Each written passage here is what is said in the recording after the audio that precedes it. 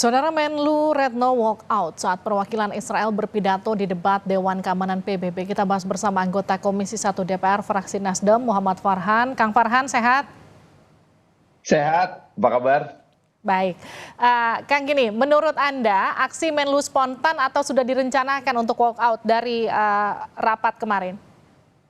Tentu hal itu sudah direncanakan karena kalau debat dalam forum PBB itu bukan debat yang spontan ya, semua debatnya sudah dipersiapkan, pernyataannya pun sudah dipersiapkan, serta batas waktu pernyataannya pun sangat singkat. Jadi memang semua itu sudah merupakan sebuah sikap yang tentu saja sudah disampaikan dan juga kita lihat Ibu Menteri sebelumnya meminta izin dulu kepada pimpinan sidang untuk melakukan walkout. Nah, menurut Kang Farhan sendiri apa statement yang ingin ditunjukkan dengan walk out? Bahwa Indonesia bersikap tidak hanya sekedar memberikan sebuah pernyataan, ya, pernyataan bahwa satu Dewan Keamanan PBB dan PBB pada umumnya harus melakukan reformasi keadilan di dalam PBB itu sendiri karena banyak sekali resolusi dari Dewan Keamanan PBB yang tidak pernah dijalankan dalam kasus Israel dan Palestina. Yang kedua juga tentu saja reformasi mengenai sistem veto yang ada di Dewan Keamanan PBB yang sering sekali justru menghambat upaya untuk mengembalikan hak-hak warga negara Palestina dan juga wilayah teritorial Palestina. Nah, sikap ini merupakan sikap yang pertama walkout kita di sidang Dewan Keamanan PBB. Tentu ini sikap yang sangat keras setelah sebelumnya kita menyatakan mendukung Afrika Selatan juga untuk melakukan atau melaporkan persidangan kejahatan melawan kemanusiaan yang dilakukan oleh Israel untuk melakukan genosida di Palestina. Kang Farhan, apakah aksi walkout Menlu ini memberi pengaruh terhadap situasi di PBB? Seharusnya iya, karena Indonesia ini adalah negara dengan populasi Islam terbesar sedunia.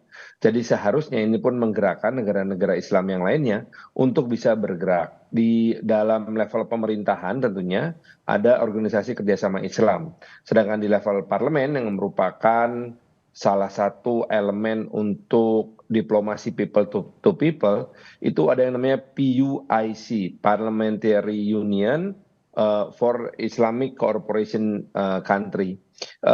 Jadi hal ini menunjukkan bahwa baik dari sisi pemerintahan maupun sisi diplomasi people to people, negara-negara Islam ini sudah saatnya bertindak lebih keras dan juga lebih firm. Tentu saja dalam kerangka damai. Ini menunjukkan bahwa diplomasi internasional Indonesia bukanlah diplomasi yang peluru dilawan peluru. Kita tidak mungkin kemudian melakukan deployment tentara kita untuk melakukan penyerangan terhadap titik-titik strategis di Israel karena hal itu hanya akan memicu rangkaian kekerasan di Timur Tengah tersebut. Itu sebabnya bentuk dukungan Indonesia terhadap Palestina bukanlah bentuk dukungan misalnya mengirimkan pasukan dan kemudian membiayai sebuah milisi melawan tentara Israel di sana, enggak. Yang kita lakukan adalah mengirim KRI untuk mengirim bantuan. Jadi semuanya dalam kerangka kemanusiaan. Kita justru tidak mau dukungan kita ini malah mengekskalasi kekerasan di Timur Tengah. Kang Farhan, diplomasi di forum dunia kan terus dilakukan, tapi konflik itu jauh dari kata usai. Apa yang perlu dilakukan Indonesia untuk ikut berperan di sini?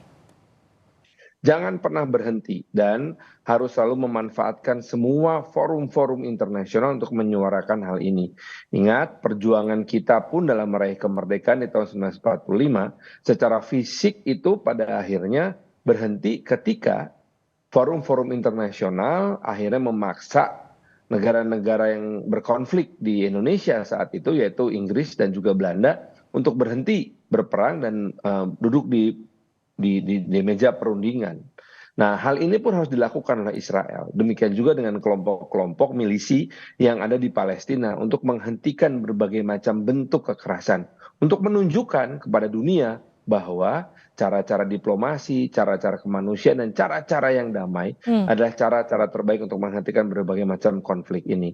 Apa yang dilakukan oleh kelompok-kelompok kekerasan dengan melakukan retaliasi terhadap misalnya kepentingan Israel justru akan memicu kekerasan yang lebih dahsyat lagi. Kita tahu bahkan di Beirut misalnya, ya di Lebanon, di Beirut itu ada bukan upaya lagi, tapi memang pembunuhan terhadap tokoh-tokoh Palestina yang dilakukan oleh kelompok-kelompok Israel. Demikian juga sebaliknya.